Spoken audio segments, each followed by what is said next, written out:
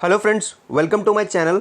दोस्तों, जो लोग भी मोटोरम 3.0 के बारे में सोच रहे हैं, मोटोरम 3.0 लेना चाहते हैं, उन लोगों के लिए बहुत अच्छी खबर है। ये क्या न्यूज़ है मैं आपको दोस्तों पूरी पढ़ के बताता हूँ। देखिए दोस्त कर रहा हूँ।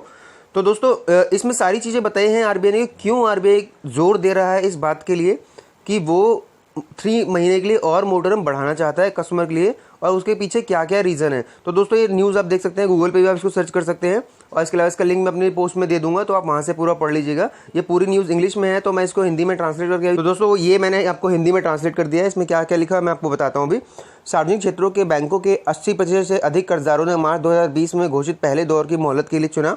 आरबीआई ने शुक्रवार को जारी अपनी वित्तीय स्थिरता रिपोर्ट में कहा, मतलब आरबीआई ने जो अपनी रिपोर्ट जारी की है रिसेंटली लास्ट फ्राइडे को, उसमें ये कहा गया है कि पब्लिक सेक्टर के जो बैंक्स थे, उन मार्च 2020 में जो पहला मोटोरम आया था उसमें करीब 80% लोगों ने अपने लोन पे मोटोरम लिया था। मतलब 10 में से 8 लोगों ने मोटोरम लिया ही था।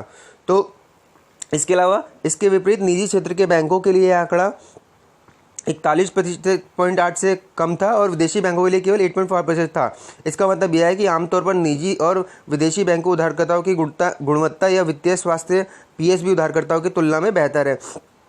मतलब ये साफ साफ बताया गया है कि जो पर्सनल बैंकर्स हैं बेसिकली उनकी अभी कंडीशन अच्छी है। जो बैंक ये इस बात का रोना रो रहे हैं कि वो मोटोरम नहीं दे सकते, उनकी खाट खड़ी हो रही है, उनकी हालत ख़राब हो रही है, तो ऐसा कुछ नहीं है। उनकी स्थिति अच्छी है और अभी वो मोटोरम फिर से दे सकते हैं।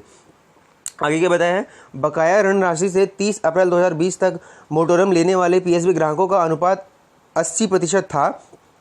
मूल्य के अनुसार निजी और विदेशी बैंकों के लिए अधिस्थगन के तहत व्यक्तिगत ऋण क्रमशः 33% और 21% रहा। सार्वजनिक क्षेत्रों के बैंकों की तरह यहां तक कि छोटे वित्त बैंकों ने अपने व्यक्तिगत ग्राहकों के 90% से अधिक को मोटोरम के लिए चुना।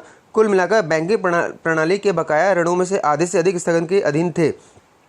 सार्वजनिक क्षेत्र के बैंकों के लिए फिर से अनुपात 67.9% था, जबकि निजी क्षेत्र के बैंकों के लिए यह 31.1% था और विदेशी बैंकों के लिए 11.5% था। मतलब दोस्तों इन्होंने इस पोस्ट में फिलहाल ये बताया है कि ऑलमोस्ट 80% लोगों ने मोटोरम लिया हुआ है, और जिनमें कि आपका निजी बैंक हो, विदेशी बैंक हो, सभी ने मोटोरम दिया है, और ऑलमोस्ट 90% तक मोटोरम लोगों को दिया गया है। ये बैंकिंग और जो बैंकिंग प्रणाली में अब तक जितना भी लोगों को लोन दिया गया है उनमें से ऑलमोस्ट 80% लोग ऐसे हैं जिन्होंने कि मोटोरम लिया है अभी इस पीरियड में, मोटोरम 1 और मोटोरम 2 में। अब आगे चलते हैं दोस्तों। इसके अलावा इन्होंने बताया है कि इसके अलावा कुल उधारकर्ताओं में से 48.6% ने समग्र रूप से लाभ उठाया, लेकिन व्यक्तिगत उधारकर्ताओं को अनुपात जिन्होंने सुविधा का विकल्प चुना 50% से अधिक था। मतलब कि अगर टोटल जितने भी लोन बोरोवर्स हैं उन लोगों की काउंटिंग की जाए तो ऑलमोस्ट 49% लोगों ने मोटोरम लिया है, जिनमें कि 50% लोगों की प्रतिशत ऐसा है जिन लोगों ने अपना पर्सनली लोन जो लिया था उसमें मोटोरम लिया हुआ है।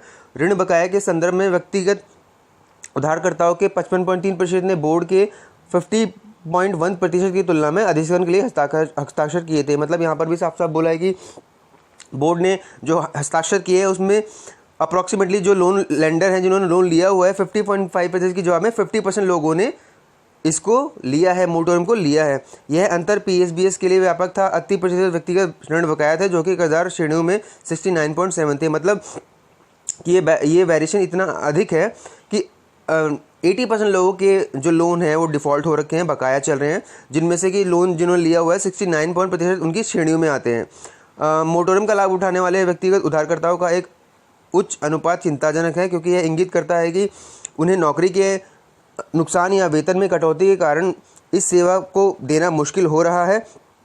मतलब कि जिन लोगों ने भी मोटोरम लिया है उनमें जो परसेंटेज है लोगों की वो बहुत ज़्यादा है ऐसे लोगों की जो कि पब्लिक जॉब करते हैं बेसिकली और सैलरी पर डिपेंड है। क्योंकि इसका मतलब ये है कि वो सिर्फ एक सैलरी पर डिपेंड है और सैलरी आएगी तो ही वो बैंक को लोन चुका पाएंगे। तो बोर्ड के लिए ये चिंता की वाली बात है, क्योंकि इससे साफ साफ हमें पता चलता है कि जितने भी जॉब करने वाले बंदे हैं उनके ऊपर सीधे सीधा इशू आ चुका है, वो पेमेंट नहीं कर पा रहे हैं। तो दोस्तों इस न्यूज़ के हिसाब से आरबीआई जिस बात की बहस चल रही है आरबीआई की प्राइवेट बैंकों की और जो डिस्कशन चल रहा है वो यही है कि भैया मोटोरम देना ही देना है।